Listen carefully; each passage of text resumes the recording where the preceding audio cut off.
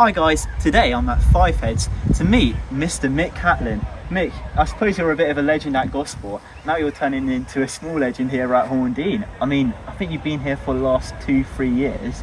4 years. 4 years? Yeah. Wow. Just tell us my a bit. fifth season.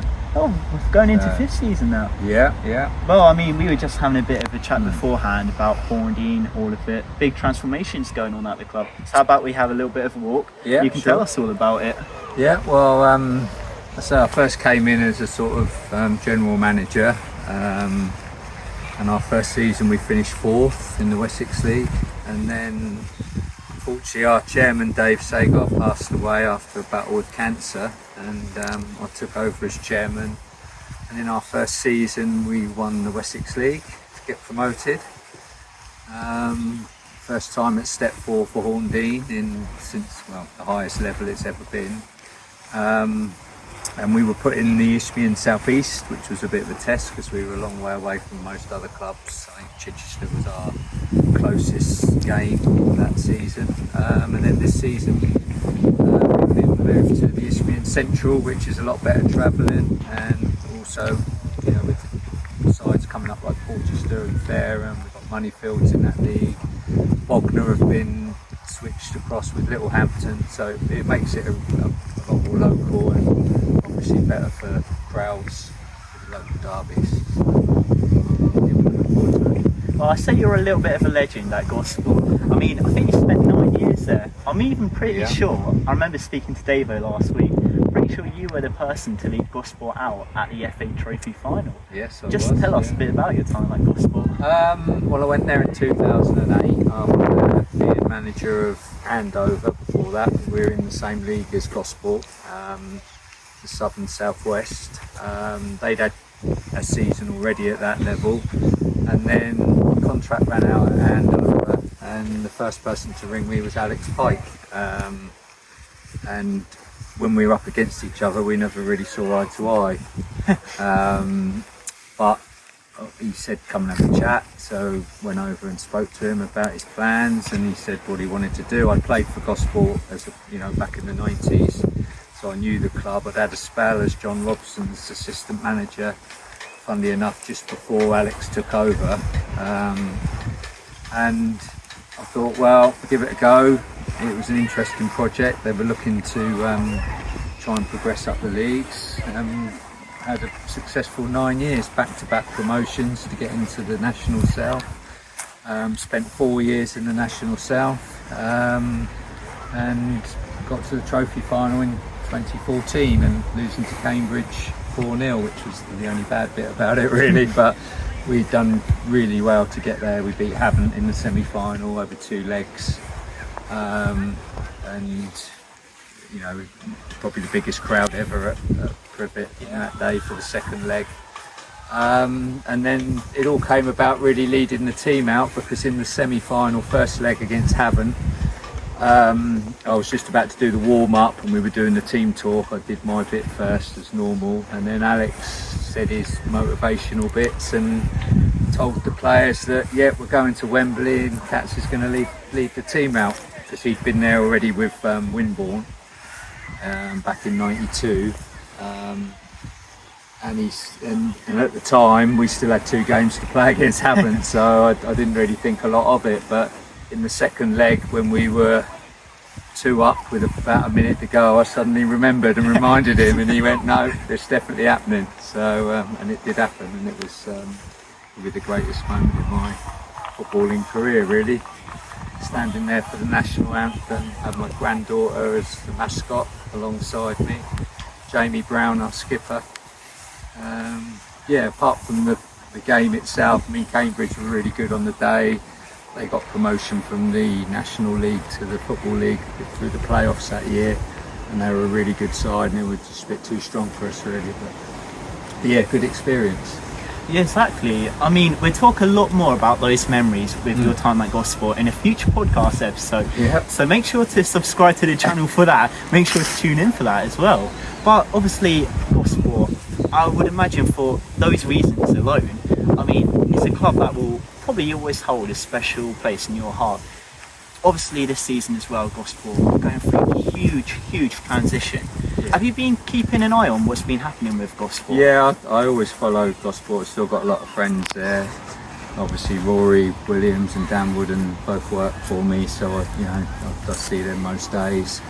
I was in fact the manager of Gosport when Ian McIntosh took the club over. Wow. So I'd gone back after Alex had got sacked. I'd left before that. And I was coaching at Moneyfields, and then they asked me to go back at a real tough time. We were down the bottom of the Southern Prem, and we stayed up in the end.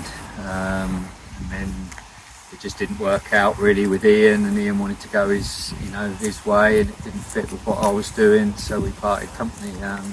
But yeah, I've got nothing but good memories about Gosport really, and I spent 9 years there as assistant manager and manager, and then I spent 3 years there as a player. So quite a time really, most of my football career when you add it all up. So yeah, still lots of friends there.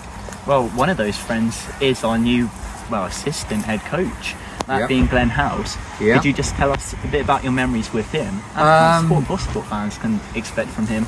Yeah, I remember Glenn as a player for us. He was a central midfielder, very tough, determined, loved to tackle, and just fully committed really, which he will bring that to the management role. He's been successful everywhere he's been as a manager. First at Blackfield and Langley, I think back-to-back promotions there from the Wessex up to the Southern Prem. He had a good spell at Totton, very good at Dorchester where he's just come from, so I think he'd be ideal for the club.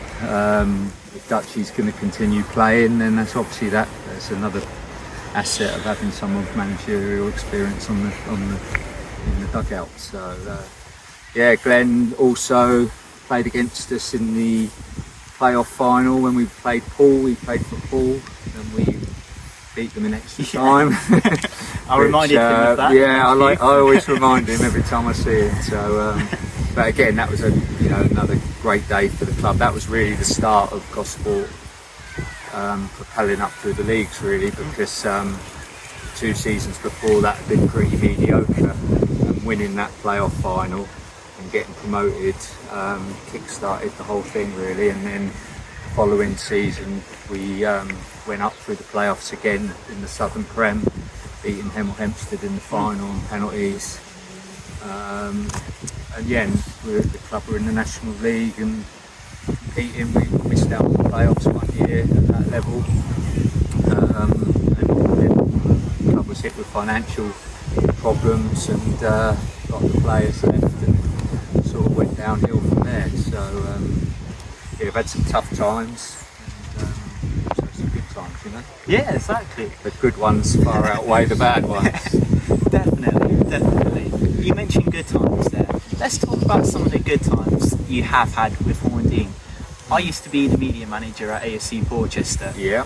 I think it was 2023, but what a season that was. It looked for so long at that season at AFC Portchester. They had Brett Pittman who was scoring for fun. It just looked like everything was gelling. They were going to be heading for the title, but I'm sure you know very well that Horndean has something to say about that. Yeah, I honestly didn't believe we were going to be close to winning it really, up until the latter stages. We had a good run at the end. We had a lot of games in hand because we'd had games cancelled because of the weather. Portchester, I think, was 6 games ahead of us at one stage. And I think the key game was probably when we played Portchester at Portchester and we won 2-1. Yeah. And that was when we sort of started to believe that we could actually win it. And went on a great run from there to the end of the season, and it went right to the last week really. And I think Portchester slipped up. I think it lost to Bemerton on the last game. We beat Portland at home on a Tuesday night to win the league basically. But yeah, great achievement, and it was something we wanted to do at the start of the season. We felt we were good enough to do it, but there's always other teams with the same ambitions and they're trying to stop you. So yeah, it was for someone like Portchester to be top the whole season apart from probably the last week, it's probably unheard of really. but that's how tight it was. Bemerton finished second that season. I think Portchester finished fourth, which seems quite harsh after they did have a good season and they had a very good side. So, but they've learned from that, and so another couple of seasons, and just had a momentous season with winning the league, 4 cups. It's like doesn't get much better. No. So sometimes the time's not always right, is it? And destiny has a funny way of working, really. So but it's good to have local clubs up at our level, because it creates interest around the area. We all need good crowds to keep financing the club, and I think this league we're in, Isthmian Central, is going to be the standout league in Step 4, I think, next season. There'll be a lot of interest in it, so all good, really. Well, I suppose getting that promotion was probably the perfect time for this club. I mean, we stand here today. The last time I came down, I don't think that stand over there, if you can see that, I don't think that was here. That bit over there wasn't here, so I suppose it allowed you to really go off the field as well. With the first season up, we had to do a lot of things to satisfy the ground grading for the league. So our first season, there was a lot of expenditure. We put a new tee hut, committee room at the top, new dugouts, that stand there. So we had a lot of infrastructure to do, but then obviously the second season we had a little less to do, and we could put a little bit more into the playing budget to try and sort of stabilise ourselves at this level. But it is a massive jump from Step 5 to Step 4, probably the biggest of all the leagues, I would say. So we're just looking, to try and establish ourselves, and then when the time's right, maybe have a push to try and get up another level, But when that will be, we don't know really. Depends how things go. Well, exactly. I mean, you're putting all the infrastructure in, and I suppose it is having the massive attendances, how they're coming in. But I want to speak about yourself personally. Okay. So, like I said there, you've had an illustrious career in the league, playing, managing. But even aside from all the football, you're a very well businessman. I think you own Gable, is that right? Gable, yeah. But you do all of that as well, so clearly you're quite switched on businessly. I mean, I suppose being a chairman of a non-league club is probably the perfect role for you in that sense. Not sure about that. I don't know if there is a perfect role. Perfect role's playing, but once you can't do that anymore, it's managing is the next step. And I spent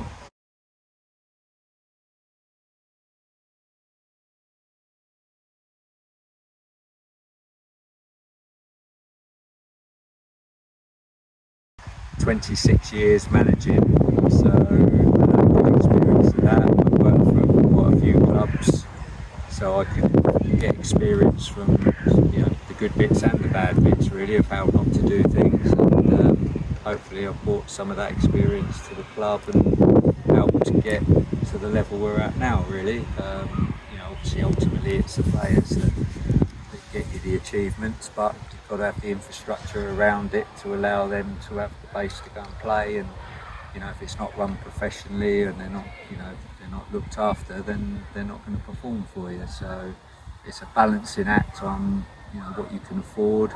As a chairman, most of the role is trying to bring money into the club, really, through supporters, sponsors, and just generally getting our name out amongst the community, really. So that's been the job. How hard has it been being a chairman this year specifically? I mean, if you look at last year, Farnham, they really splashed the cash. They're doing it this year as well. Yeah. AFC Portchester, I mean, I think it's not exactly hard to see they've got a budget, but being a chairman now at this level, it's getting challenging. Yeah, it is. It is more challenging, and the thing is, you can't football. You can get carried away easily. It's the only, there's a lot of good businessmen that go into football and a terrible chairman, because it's the only business where your results are printed for everyone to see every week. So there is a temptation to let emotions run away with you, and it's, if you start paying out more than you're bringing in, it's a recipe for disaster. And I've seen it at numerous clubs where they're chasing something and they don't achieve it, and then the club gets in financial difficulty. So main thing we want is sustainability, really, to get to a level where we can compete without it costing a fortune and spending money that we haven't got. So, and the best way for us to do that is through getting crowds through the door and being successful on the pitch. Really. So. Do you feel like you're sort of achieving that at the moment then, in terms of making Horndean stand on their own 2 feet at step 3 now, if not league? That's a good question. I do, but then everybody else is trying to achieve that now. I mean, if you look at the Wessex League next season, Baffins are the only local team, Portsmouth-based team, where when we first were in it, there was 8 PO derbies. So, all the ambitious teams are going up and trying to progress up through the leagues, which is a good, with the pyramid system is why football's good, because you can go from the bottom level to the Premier League in theory, all the way if you can achieve it. So I think it's going to be even more difficult next season, and I think our aim is to be a good step 4 side, consistent step 4 side, and then see where that takes us really, and to see if we can just push on a little bit further and maybe be in and around the playoffs in the second half of the season. Well, we'll look at that a little bit more later in the interview, but let's just take a walk back up the pitch, because it's just the same. Well, they'll be running obviously, the players, but I mean, might be a little over, 2 weeks time, Gosport will be coming here. I think once again, it's no secret, it's quite a slopey pitch, this one. It is, yes. Our secret weapon. You mentioned secret weapon actually, that's a key part of this question. When you do see teams coming down here, can you see the big contrast in levels of fitness between the successful teams and then other teams really struggling when they come down here? I don't think I was surprised at the level of fitness throughout the league next year, regardless of whether they were top teams or whether they were teams down the bottom. Every single team we played last season had good fitness levels, good technical ability, and every game was a tough game. There were no, just because sides were at the bottom, it didn't mean you were going to be in for an easy game. So I think you've got to approach it like that, and I think Gosport coming here, they've been here before, the last few years for pre-season friendlies, and from our point of view, our home form kept us up last year, because our away form was pretty shocking really, and that's something we need to address this season. But our home form is where it kept us in the league really. So obviously we know how to play the pitch.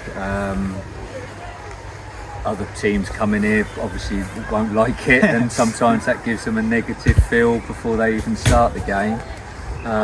But we can't change that. We'd like to change it, but at the moment this is our pitch. We've got a decent playing surface.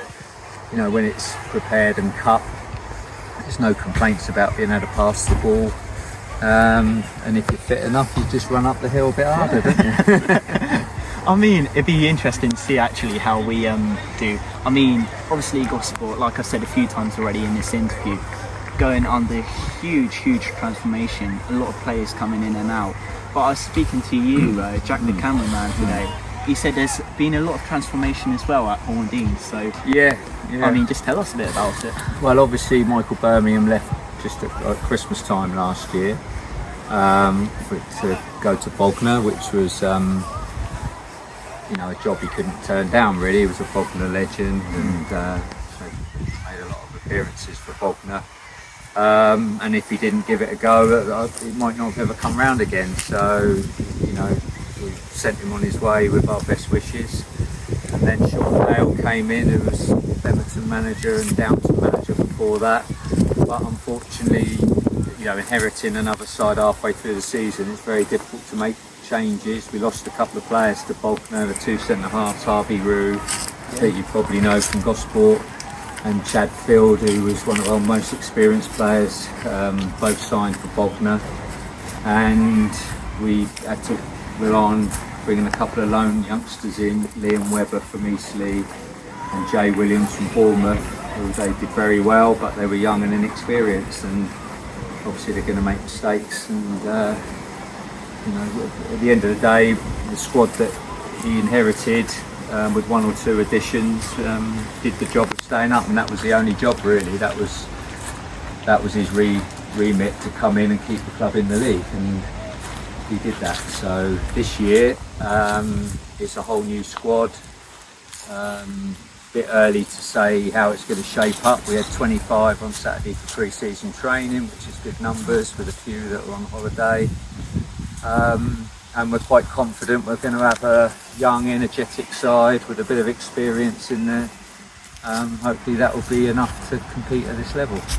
You mentioned there about how Sean came into more or less a lot of Birmingham's players. Yeah. So obviously this summer he really has the keys, I suppose. Do you think we could see a very different philosophy of Horndean next season in terms of how you guys play? I don't think it will be vastly different, because we like to play football. Sean likes to play football. Andy Darton, our new young number 2,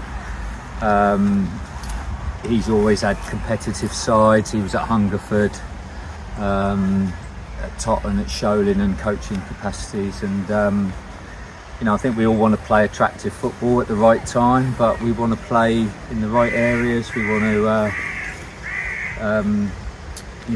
be competitive as we can and as fit as we can, because I think one thing we learnt from the league last year is that the fitness levels of all the teams are so good. Like I said before, if you've got a young, energetic side, it can run over more experienced players who haven't got that energy. So having the right blend, you need experience, and we will try and add that as well to guide some of the youngsters. But I think we want to be a bit more dynamic and a few more legs in the team, and entertaining in the final third, really, which is where it all matters. And defensively, we need to be a lot tighter than we were last year. So that'll be the aim, really. And I think Sean will have there'll be his own players, so it will be how he wants things done.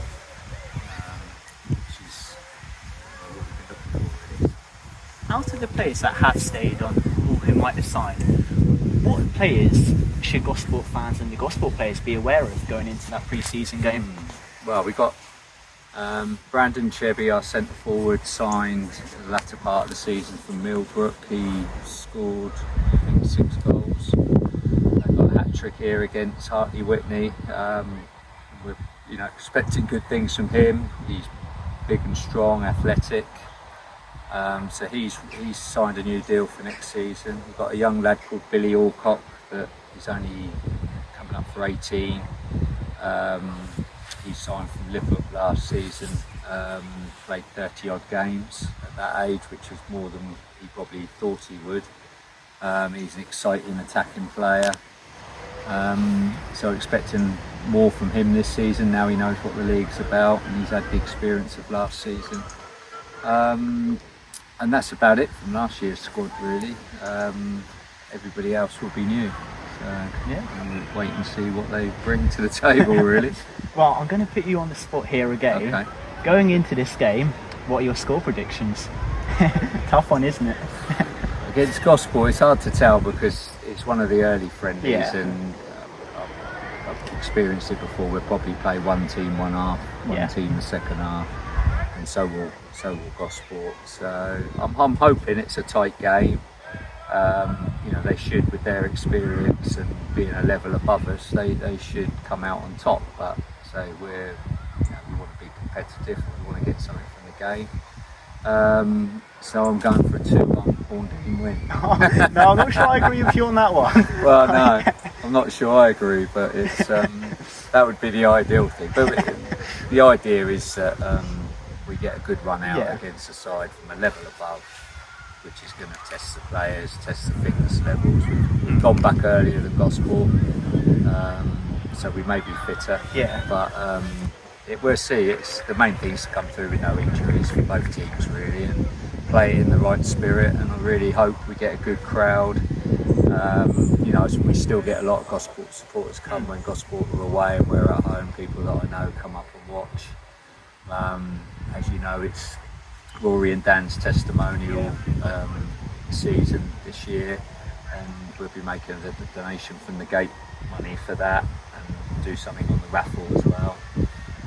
So hopefully the Gosport supporters turn out in their numbers and make it a good day. That's all we can hope for, really. Oh, absolutely class, Mick. I mean, like I said, we'll get you on the podcast in, well, whenever really. Yeah. I mean, it'd be a pleasure to have you on, and really, just get your tickets, Gosport fans. But Mick, we've already had this discussion. There's only one way we can really end this interview, isn't there? So I'll let you do the honours. Up the borough. Final words from me, up the borough. Oh, fantastic stuff, mate.